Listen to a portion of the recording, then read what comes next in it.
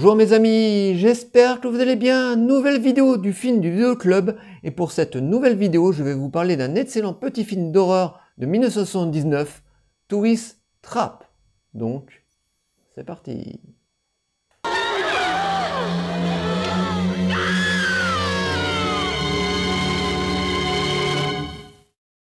Tourist Trap est un excellent petit film d'horreur de 1979 qui se rapproche méchamment de Psychose du grand Alfred Hitchcock. Alors avant de vous donner mon avis sur cet excellent petit film d'horreur que j'apprécie énormément, j'aimerais remonter un petit peu dans le temps. Dans les années 70-80, nous les quarantenaires, cinquantenaires, nous avons eu énormément de chance d'avoir des styles de films d'horreur différents. Même si à l'époque, à la fin des années 70, début 80, c'était le style slasher qui prédominait, comme par exemple avec la saga Vendredi 13. Mais à côté de ça, nous avons eu droit aussi à d'excellents petits films d'horreur style psychologique comme le grand film L'Exorciste de Ian Friedkin ou de la saga La Malédiction. Et Tourist Trap en fait partie. Alors c'est un film à tout petit budget que j'ai découvert à l'époque en vidéo club et je peux vous dire qu'à chaque coup qu'on allait dans le vidéo club de notre quartier avec David, j'étais terrifié par l'affiche de ce film. Une affiche que j'ai là d'ailleurs parce que j'ai racheté il y a quelques années le film en DVD, donc cette affiche m'a terrifié avec ce personnage, avec ce masque de poupée et cet appareil photo. Donc cette affiche m'a fait passer des nuits blanches. Et au moment où on avait l'âge avec David pour visionner ce film, nous sommes tombés de très haut parce que nous, on était persuadés avoir droit à faire un slasher assez classique de ces années-là. Et en fait, pas du tout. C'est un film qui est beaucoup plus psychologique, beaucoup plus tendu et beaucoup plus malsain comme le film de Alfred Hitchcock, Psychose.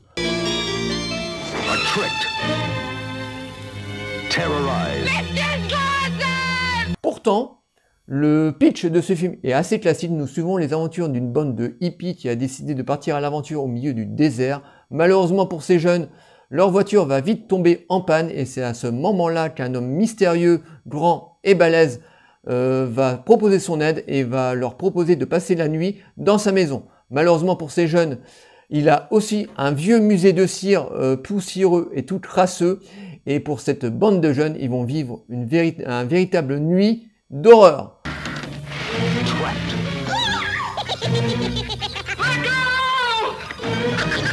Voilà en gros l'histoire très classique de ce film. Alors au début du film, on pense réellement qu'on a droit à un slasher assez classique de ces années-là.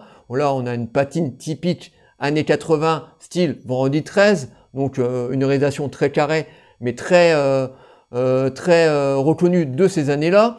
Donc on suit les aventures de cette bande de jeunes qui ont une seule chose en tête, c'est de fumer des ouinges et s'envoyer en l'air. Et donc le film commence assez classiquement et au fur et à mesure que le film va avancer, on va avoir droit plus à un film psychologique, beaucoup plus rotor, beaucoup plus malsain et beaucoup plus tendu. Et c'est ça qui va apporter le sel à ce film. Donc on a ces jeunes qui vont être accueillis très gentiment par cet homme qui est au début du film très sympathique, voilà, un petit peu renfermé sur lui, mais très sympathique.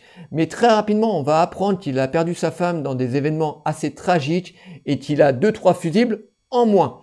Et au fur et à mesure que le film va avancer, les jeunes vont commencer à disparaître les uns après les autres et ils vont être pris, enfin ils vont subir des tortures par cet homme très psychologique.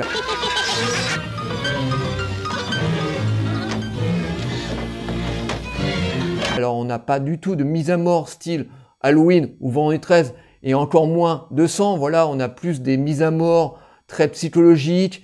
En plus, petit spoil au passage, c'est un homme qui a perdu sa femme dans des événements assez tragiques et c'est un homme en fait qui a une multitude de personnalités. Donc voilà, petit spoil au passage parce que je pense que vous avez deviné, comme je vous ai dit au début de vidéo, que c'était un film qui se rapprochait énormément de Psychose de Alfred Hitchcock et tout en sachant que Norman Bates a une double personnalité. Donc c'est le cas aussi pour ce personnage. Donc il y a une multitude de personnalités. Donc c'est un homme dans sa personnalité normale qui est plutôt gentil, mais à chaque coup il est gagné par une multitude de personnalités. À un moment il se prend pour un enfant, à un moment il se prend pour une femme, à un moment il se prend même pour un bébé. Donc il arrive à imiter comme ça des voix et en plus le film, en plus d'être un film malsain et d'horreur, Il a un petit côté fantastique parce que cet homme peut, avec son esprit, contrôler ces mannequins de cire. Donc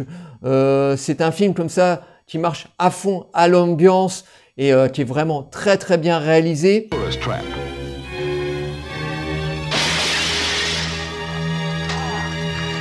Au niveau du casting, on n'a pas des grosses têtes d'affiche. Bon, on a Chuck Connor qui était un acteur des années 60-70 très très connu, qui a joué dans des westerns, dans des thrillers et qui a joué aussi dans des films de science-fiction comme Le Soleil Vert, donc un acteur très imposant comme ça. Il mesure à peu près 2 mètres, il est très carré au niveau des épaules, il a un regard assez terrifiant et c'est un acteur à gueule comme les acteurs de ces années-là, qui est excellent dans ce rôle de cet homme mystérieux qui a une multitude de personnalités et il porte littéralement le film sur ses épaules. Le reste du casting, c'est beaucoup de jeunes qui ont joué dans pas mal de séries de ces années-là et dans pas mal de films d'horreur, mais aucune tête d'affiche, à part une actrice qui a été connue dans les années 80 en ayant joué dans un James Bond d'Orangeusement Vôtre, donc une actrice où j'ai complètement oublié le nom, excusez-moi, ne vous inquiétez pas, je mettrai le nom de l'actrice en bas de l'écran. Donc à part elle, on n'a pas de grosse tête d'affiche à part Chuck Connor.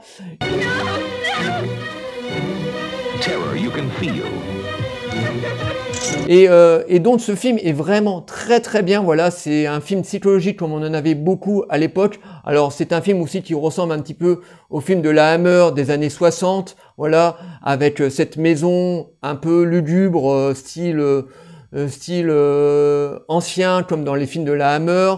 On a ce vieux musée de cire avec ses mannequins plus vrais de nature, assez terrifiant parce que dans ce musée de cire, on a pas mal de personnages de films d'horreur, mais aussi pas mal de tueurs en série de ces années-là. Donc ils vont vite s'apercevoir qu'il y a un truc qui ne va pas dans cette propriété, dans ce musée et dans cette maison.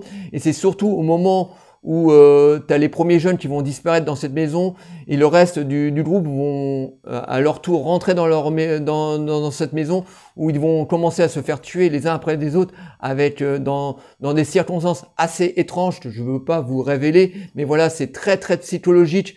Ils vont mourir de peur, voilà, donc on n'a pas d'égorgement, on n'a pas d'éventration, on a encore moins de sang, mais c'est vraiment des mises à mort très très psychologique qui fait partir le film vraiment dans un côté vraiment très très malsain, et ce qui apporte tout le sel à ce film. Donc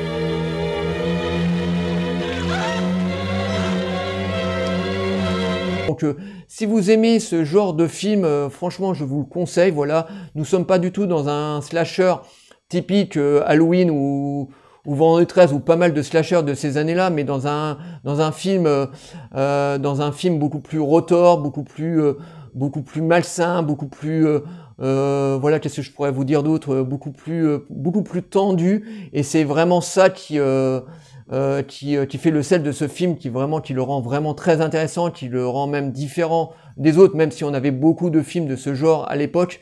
Et c'est ça qui faisait la richesse dans ces années-là. On avait vraiment des styles de films complètement différents, et ce film est vraiment différent. En plus, on a une fin vraiment what the fuck, voilà, une fin qui se termine vraiment très très mal.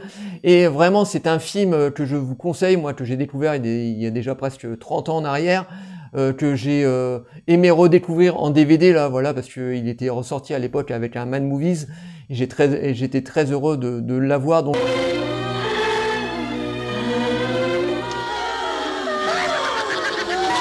si vous aimez ce genre de film comme ça, très tendu, très très malsain, avec un personnage avec une multitude de personnalités qui va tuer ses personnages, les personnages principaux avec des manières différentes qu'on n'a pas l'habitude de voir, ce film est vraiment pour vous. Moi je l'aime vraiment.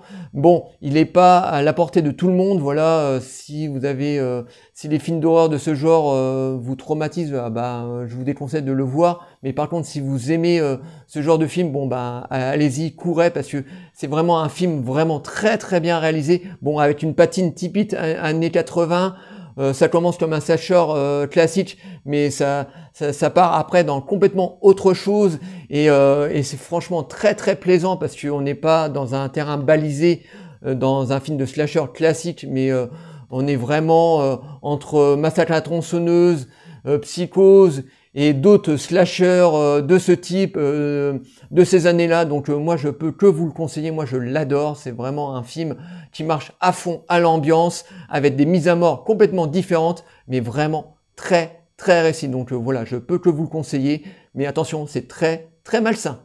Voilà, j'espère que cette vidéo vous aura plu. Likez, délikez, abonnez-vous.